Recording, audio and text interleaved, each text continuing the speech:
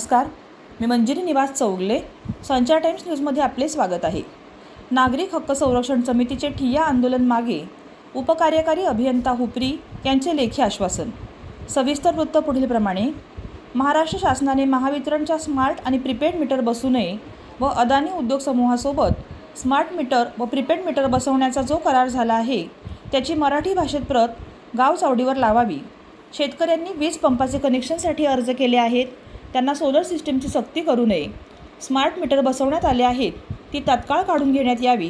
अशा मागण्यांसाठी नागरिक हक्क संरक्षण समिती महाराष्ट्र राज्य हुपरी शहराध्यक्ष अभिनय गोंधळी यांच्यामार्फत 26 जानेवारी 2025 रोजी हातकणंगले तालुक्यातील हुपरी येथील उपकार्यकारी अभियंता या ठिकाणी ठिय्या आंदोलन करण्याचा इशारा देण्यात आला होता. आज उपकार्यकारी अभियंता या ठिकाणी ठिय्या आंदोलन करण्यात आले. याची दखल घेऊन उपकार्यकारी अभियंता यांनी 29 जानेवारी 2025 रोजी ताराबाई पार्क या ठिकाणी 11 वाजता चर्चेसाठी बैठक घेण्याचे लेखी पत्र दिल्याने ठिय्या आंदोलन स्थगित करण्यात आले. उपविभागीय कार्यालयाच्या समोर पोलीस निरीक्षक निंगाप्पा चौखंडे, एकनाथ भांगरे, प्रभाकर कांबळे, संदेश शेटे व संजय कोले यांनी कडक पोलीस बंदोबस्त ठेवला होता.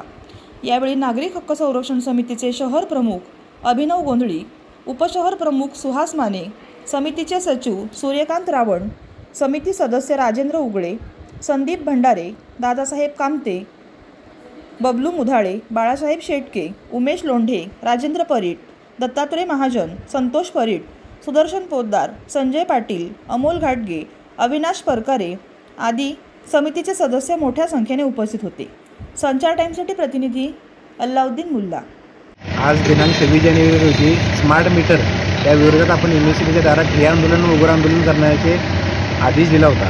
त्या संयुक्त विद्यमानाने पोलीस प्रशासन, MSEB व समितीच्या वतीने संयुक्त विद्यमाने चर्चा करण्यात आली की येत्या 29 जानेवारी 2025 रोजी कार्यकारी अभियंत्यांच्याकडे सर्वत्र बैठकीचे नियोजन लावण्याचे शब्द आपल्याला दिला आहे. त्याबद्दल लेखी पत्र देण्यात आलेले आहे आपल्याला. आणि तोंडी आश्वासन असं झालं की जोपर्यंत आमची चर्चा होत नाही तोपर्यंत स्मार्ट मीटर हुपरीमध्ये एकही बसवण्यात येणार नाही.